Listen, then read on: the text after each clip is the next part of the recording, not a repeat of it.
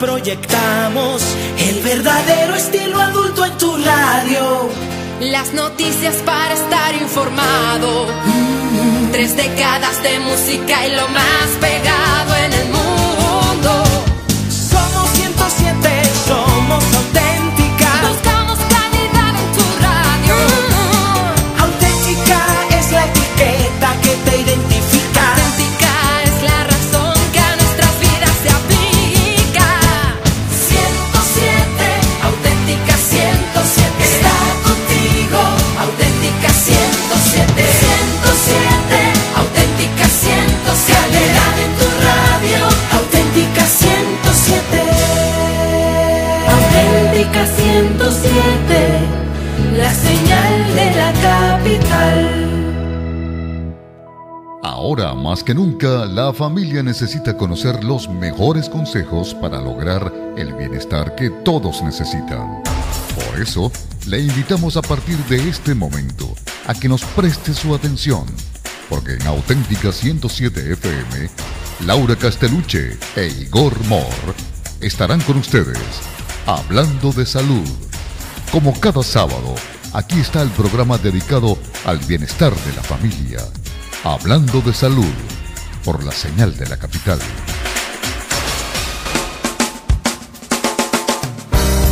Feliz día para todas y todos, bienvenidas y bienvenidos a Hablando de Salud, la información vital que usted necesita por Auténtica 107.5 FM, la señal de la capital. Quienes habla, Laura Castellucci, certificado de locutora 18031. Igor Moro, el certificado de locución 32102. Nuestro gerente de producción y operador de audio en estos momentos, Ron Melgil, todos bajo la producción, la dirección general de Francisco Javier Martínez. Bueno, hoy vamos a tener un programa muy especial, pues por vía telefónica estaremos conversando con el doctor Rafael Hernández, quien es todo un especialista en hipertensión arterial, tomando en cuenta la celebración del Día Mundial de la Salud el pasado 7 de abril. ¿No es así, Igor? Sí, señor, por la OMS. Estamos aquí recordando que Rafael Hernández está en Barquisimeto, Laura. Estado Lara. La ciudad de los crepúsculos, imagínate, no te lleva nada, ¿no? La ciudad musical de Venezuela. Todo lo que acontece en Barquisimeto acontece en Venezuela, así que no se aparten de la sintonía de Auténtica 107.5, que siempre le trae lo mejor para ustedes. Además, a Barquisimeto la consideran algunas personas como la encrucijada de Occidente. Barquisimeto es para el occidente lo que es Maracay para el centro del país. Exactamente. O sea, estamos de encrucijada hacia la encrucijada. Bueno, mira, no es por nada, pero mi mamá es Barquisimeto, ¿viste? Qué bueno, con razón es tan buena gente. Ah, bueno, para que tú veas. Algo se me pegó a mí, Canta, baila, pinta, hace de todo. Lo único que no baila tamunanga, ¿viste? Bueno, vamos a presentarle ahora sí al doctor Rafael Hernández. El doctor Rafael Hernández es un destacado médico científico dedicado a la hipertensión arterial, conocido a nivel nacional e internacional. Fundador de la Sociedad Venezolana de Hipertensión, también es fundador de la Sociedad Latinoamericana de Hipertensión. De ambas sociedades ha sido su presidente.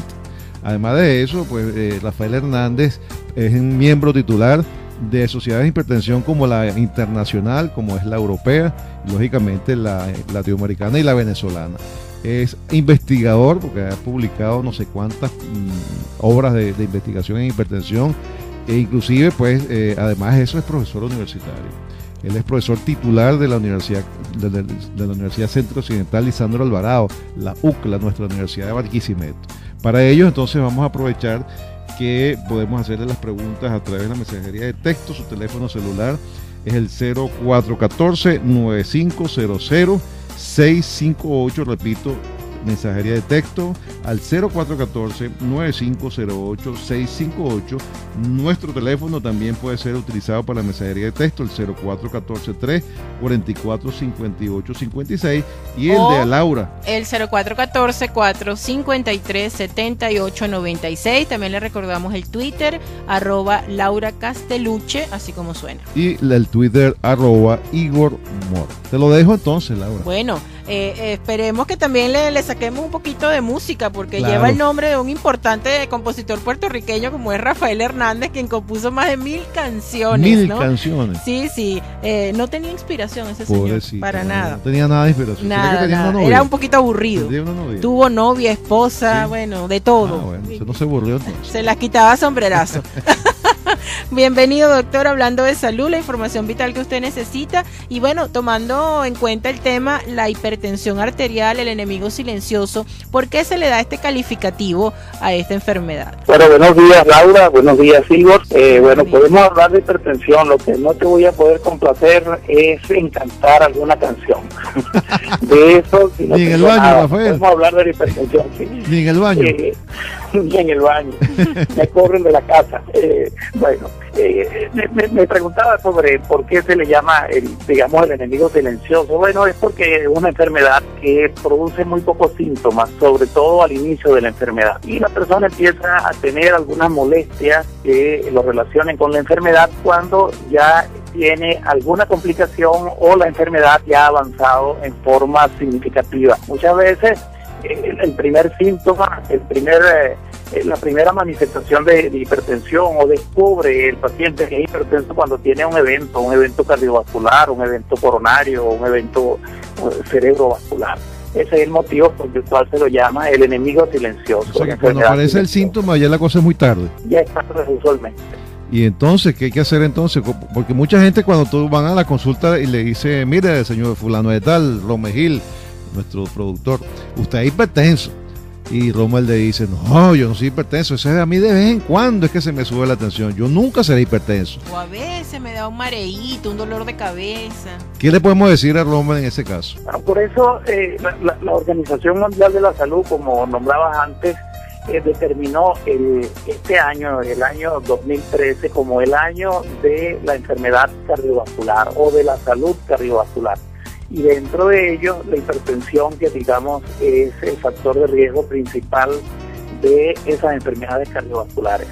Entonces, dentro de ese programa, lo primero que se habla es conoce tus números, es decir, tómate la presión arterial y veamos cuáles son sus cifras. Y vemos si esas cifras se encuentran por arriba o dentro de lo normal. Y entonces, ¿cuándo se considera que una persona es normal, Rafael? Bueno, una persona, la cifra, la presión arterial ideal está por debajo, digamos por debajo de 130, por debajo de 80. Idealmente 120, 80, eso sería la presión ideal para cualquier persona.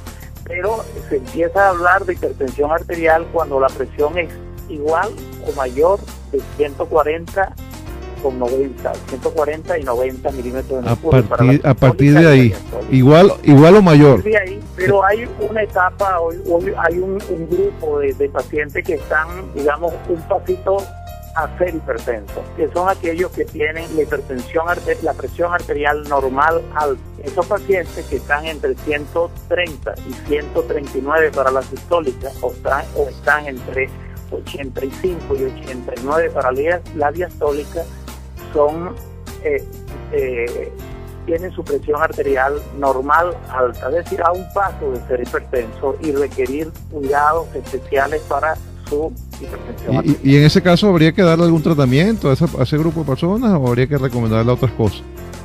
Aunque a mí me gustaría, doctor, que hablara un poco antes del tratamiento de cómo nosotros podemos monitorear nuestra presión arterial, bien sea tomándonos la atención en casa o en un centro asistencial más cercano, o requerimos de exámenes especiales que nos permitan tener como un panorama más claro. Bueno, lo primero es que cualquier paciente o cualquier persona debe tomarse la presión arterial por lo menos 1 o 2 veces al año.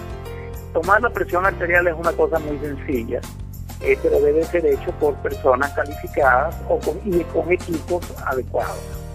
Entonces, esos valores que damos de niveles de presión arterial se refieren a niveles de presión arterial en varias condiciones. El paciente esté sentado, el paciente esté en reposo, tranquilo, durante al menos 5 minutos, sin que haya interferencias, ni esté hablando, ni haya fumado recientemente, si es que es fumador, o haya tomado café o bebidas que contienen cafeína unas 2 horas antes. Entonces, esas son las condiciones ideales. Y la toma de la presión arterial, como le decía, debe hacerse en posición sentada. Y deben repetirse esa toma de presión arterial por lo menos 2 veces y promediar esos valores. Ese sería el valor que tiene la presión arterial. Eso puede ser hecho en la casa del paciente, por el propio paciente, utilizando equipos automáticos para la toma de la presión arterial, o puede ser hecho en el consultorio por la enfermera, ¿verdad? Por el médico, por la enfermera. Entonces, esas son las presiones arteriales que de verdad tienen valor. ¿Y en qué brazo sería ideal tomarla, Rafael? Idealmente en el brazo no dominante, es decir, si la presión es derecha, tomarla en el izquierdo, y viceversa, ¿no? Y viceversa. O sea que la mayoría de las personas que son derechos, bueno, que se le toman en el izquierdo. Es correcto. Mira, la otra cosa, tú hablaste ahí de dispositivos electrónicos. Y hoy en día la tendencia actual es que las personas en sus casas y en las oficinas tienen estos dispositivos electrónicos. ¿Qué puedes hablar al respecto en relación a que si todos los dispositivos electrónicos son iguales? Por ejemplo, he visto por ahí que hay dispositivos donde tú le colocas el dedo índice y te toma la tensión en el dedo, o lo toman en la muñeca y te toman la tensión en la muñeca, o lo tomas en el brazo y la tensión se toma en el brazo. ¿Qué puedes decir tú en este sentido? ¿Cuál sería el mejor aparato que una persona, sobre todo no tanto por el costo, sino por la confianza en que la lectura sea una lectura exacta? Lo primero es que los equipos que se utilizan para la medición automatizada de la presión arterial deben estar adecuadamente validados.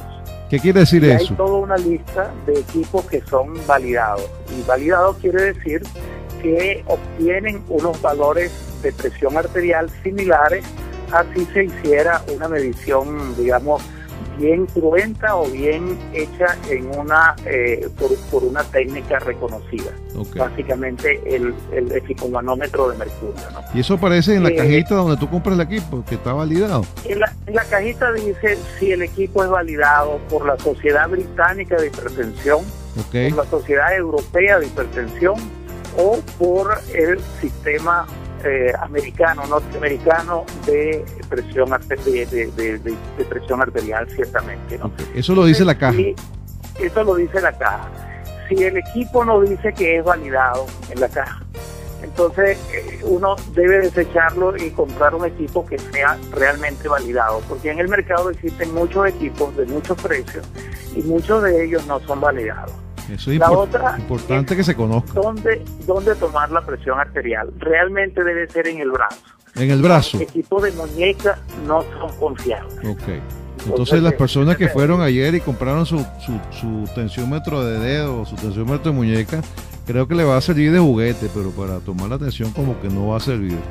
Doctor Hernández, ¿quiénes están sufriendo más de la tensión o según las estadísticas, quiénes sufren más de presión arterial? ¿Los hombres, las mujeres, las personas de raza negra o los blancos? Es una pregunta malintencionada, Rafael, ¿oíste? ¿Cómo? Es una pregunta malintencionada. Sí, ya veo. Entre hombres y mujeres depende de la edad. La hipertensión es más frecuente en el hombre, en el sexo masculino, en las edades tempranas de la vida. Digamos, antes de los 30, de los 40 años es más frecuente en el hombre. Pero después de los 50 años es más frecuente en la mujer. A la edad de los 50 años las líneas se cruzan y la prevalencia de hipertensión pasa a ser más o menos igual tanto en hombres como en mujeres. En relación a blancos y negros o personas que tienen afrodescendientes, la etnia tiene la piel oscura, tienden a tener hipertensión arterial con más frecuencia y con más severidad las personas de piel oscura. Entre piel oscura y piel clara. Probablemente es una causa fundamentalmente genética. Sin embargo, hay muchas teorías porque en África como tal la prevalencia de hipertensión no es mayor entre las personas de color. Sin embargo, en América, y en la del norte y la del sur, es más frecuente en las personas de color, los que vinieron de África. Y hay muchas teorías de que en la época de la esclavitud, cuando estas personas fueron traídas acá y hoy en día pues son afrodescendientes, las personas afrodescendientes que venían en barco en condiciones infrahumanas, los que sobrevivieron a eso por selección natural fueron aquellas personas que retenían mejor el sodio, Okay. que retenían mejor la sal, y esas personas son justamente las que sobrevivieron y son los descendientes de estas personas de color, los que viven hoy en día en las Américas, norte y sur, y precisamente por ello tienen una mayor frecuencia de hipertensión arterial y niveles de presión arterial y complicaciones de la hipertensión arterial más frecuentes que las personas de la etnia blanca, ¿no? Es una teoría bastante interesante, muy interesante. Inclusive yo me atrevería a decir que de alguna manera pudiera haber influido el hecho de que los negros o esos esclavos que vinieron a América prácticamente se concentraron en las costas, ¿no? En los países y al estar cerca del mar, la ingesta del pescado es mayor, el consumo de sal. Antes que todo se almacenaba era con sal, ¿no? Era no había nevera. Un mineral muy valioso. Sí. No había nevera para preservar los alimentos. Pero el sal, la sal costaba casi como el oro. Exactamente. Por eso que decían el salario, ¿no? Sal por el oro, ¿no? Así, el salario viene de ahí. La palabra salario viene que se pagaba el dinero, era la sal. Sí, así es. Era el equivalente al oro. Pero fíjate una cosa, Rafael, entonces existe una relación entre la sal y la hipertensión arterial. Sí, indudable. La evidencia de que el consumo de sal produce o activa la hipertensión arterial es tan fuerte desde el punto de vista epidemiológico como la evidencia que el cigarrillo, el hábito tabáquico, el hábito de fumar produce cáncer. Una de las iniciativas de la Organización Mundial de la Salud es incentivar el bajo consumo de sal en los diferentes países. Desafortunadamente, a pesar de que existen hoy en día buenas neveras, buenas maneras de conservación de los alimentos, la sal se sigue utilizando en forma creciente para conservar los alimentos, y los alimentos preparados generalmente contienen una cantidad de sal importante. Okay. Y eso hace pues que se ingiera más sal que en épocas anteriores. Exactamente. Hay estadísticas que dicen que de acuerdo al consumo de sal, tú puedes calcular la población de un país, ¿verdad? Por ejemplo, en Venezuela existe un consumo muy alto de sal, y la población venezolana, entonces, de acuerdo al consumo de sal de aquí, de Venezuela, la población debería ser el doble, ¿no? Por los términos, en términos del consumo de sal que aquí se hace. Así es. Usualmente en la costa, justamente la presión arterial tiende a ser, la hipertensión arterial tiende a ser más frecuente, los valores de presión arterial promedio de la población mayor, y eso está relacionado también porque en esa zona se consume más sal que muchas veces en el resto del país. Por ejemplo, los Andes, en sitios más alejados de la costa, se tiende a consumir un poco menos de sal que en los que están alrededor de la costa. Ahora, doctor, ¿qué le puede pasar a una persona que diga, no, es que a mí me sube la tensión de vez en cuando, no es todo el tiempo, yo no quiero estar tomando o depender de una pastillita? ¿Qué le puede ocurrir? Bueno, si una persona es realmente hipertensa, debe tomar lamentablemente sus pastillitas prácticamente toda la vida. Eso que aparentemente es una mala noticia, caramba, usted va a tener que tomar un tratamiento toda la vida, en realidad es una buena noticia. La mala noticia es que tiene hipertensión, pero la buena noticia es que hay medicamentos que prácticamente pueden hacer que usted viva lo mismo que un paciente no hipertenso, tomando el tratamiento y controlándose adecuadamente, comenzando a tomarlo en forma temprana, es decir, empezándose a tratar cuando la enfermedad apenas se descubre, sí, y no dejarlo para después, así es. Mira, Rafael, hablando de eso, yo quisiera que comentáramos algunas estadísticas. Es importante que la gente se sitúe en el problema, ¿no? Yo tengo entendido que tú fuiste coordinador de un trabajo a nivel internacional donde Venezuela participó en América Latina, que se llamó el Estudio Carmela. ¿Qué nos puedes hablar de Carmela y qué información dio Carmela para el interés del público en general? Ese es un estudio que diseñamos hace unos años atrás, en el 2005, en 7 países, en 7 ciudades importantes de 7 países: México, Venezuela, Colombia, Ecuador, Chile, Argentina y Perú. En estos 7 sitios, en las capitales de estos países y en Barquisimeto, disculpen que haya sido en Barquisimeto y no Caracas. Bueno, alguna vez hay que ganarle a Caracas, ¿no crees tú? Alguna vez hay que ganarle, así es. Entonces, estudiamos una población general, no hospitalaria, sino una muestra de la población de cada una de estas ciudades, y estudiamos al final cerca de 12.000 personas. Una cifra alta, bastante importante. Fue en realidad el primer estudio latinoamericano comparativo en donde podemos saber cómo están los valores de presión arterial, cómo están los valores de glicemia, la diabetes, la dislipidemia, el hábito tabáquico, etcétera, en un país y en otro país, pudiendo compararlos porque hicimos la misma metodología. Okay. Entonces, nosotros encontramos que en hipertensión arterial, por ejemplo, Argentina, Buenos Aires, tiene los niveles, la prevalencia mayor, pero apenas un pequeño porcentaje menos es en Venezuela. Primero Argentina, con un 29%, pero Venezuela tiene un 26% de hipertensión arterial. De aquella población entre 25 y 64 años. Es de esperarse que más de 64 años la prevalencia de hipertensión es todavía mucho mayor, y las cifras globales en las personas adultas entonces llevarían las cifras de presión arterial de Venezuela en el orden de un 30-32%. Eso sería tomando entre las personas de 20 años y más, hasta los 80 años. Entonces más o menos un 30-32% de los venezolanos tienen hipertensión arterial. Ahora, doctor, ¿eso eran pacientes no controlados o controlados? Bueno, en nuestro medio apenas el 20% de los pacientes hipertensos están controlados. Es muy bajo. Es muy bajo, claro. Hay otros países como Perú que todavía están peores. México está mejor que nosotros, pero nuestros valores de un 20% es realmente bajo.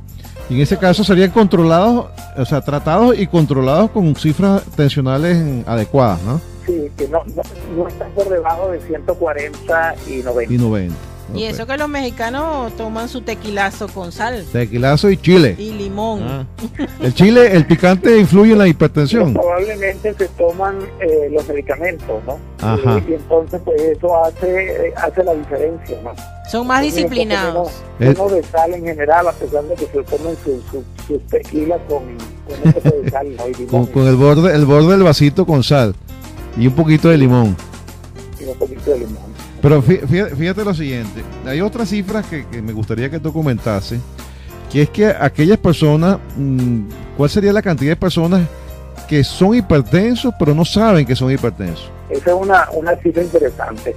Más o menos en Venezuela aproximadamente el 40% de las personas no saben que son hipertensos. Imagínate, Es muy alta, casi la mitad. Digamos que casi la mitad no saben que son hipertensos. Imagínate. Ahora, doctor, ¿qué va dañando en nuestro sistema la hipertensión? ¿Cuáles serían los órganos más afectados y por qué es importante mantenerla controlada? La hipertensión es una enfermedad primaria, digamos, de los vasos sanguíneos.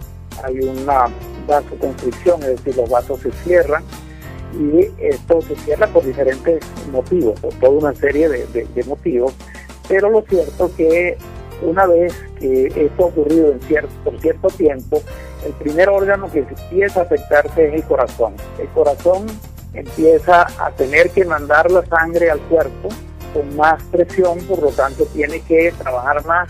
Digamos que eso es equivalente a tener que una persona levantar pesas y sus músculos crecen. Entonces lo mismo empieza a ocurrir en el corazón. El corazón tiene que mandar la sangre contra una mayor presión, y el corazón entonces empieza a engrosarse sus paredes. Entonces eso aparentemente uno diría, oye, qué bien, tengo un gran corazón, tengo un corazón fuerte. Corazonzote. Pero resulta que, así como dicen, casa de herrero, asador de palo. Si un músculo se hipertrofia y la persona hace pesas, sus bíceps se ponen hipertrofiados y necesitan más sangre. Entonces el corazón le manda más sangre a esos bíceps. De tal manera que esos músculos del cuerpo no sufren porque les llega más sangre y más oxígeno con la sangre. Pero el corazón, cuando el corazón se pone grueso, se hipertrofia, entonces el corazón no puede mandarse a sí mismo más sangre. Entonces se empieza a producir un desbalance entre la cantidad de sangre que el corazón necesita para hacer el trabajo y la cantidad de oxígeno que le llega con la sangre que él mismo se está enviando a él. Eso va creando un problema importante en el corazón, es decir, se va produciendo una isquemia relativa. Bien, vamos a cumplir con la pausa publicitaria. Al regreso continuaremos conversando con el doctor Rafael Hernández. Él es especialista en este tema maravilloso como es la hipertensión arterial, que tiene muchas aristas que desarrollar. Su número es el 0414-950-0658, 950-0658. Recuerde que puede participar a través del Twitter, @LauraCasteluche y @Igor Mor. Ok, estamos en Auténtica 107.5 FM, la señal de la capital, en Hablando de Salud, la información vital que usted necesita. Al regreso, más. Hablando de salud por la señal de la capital.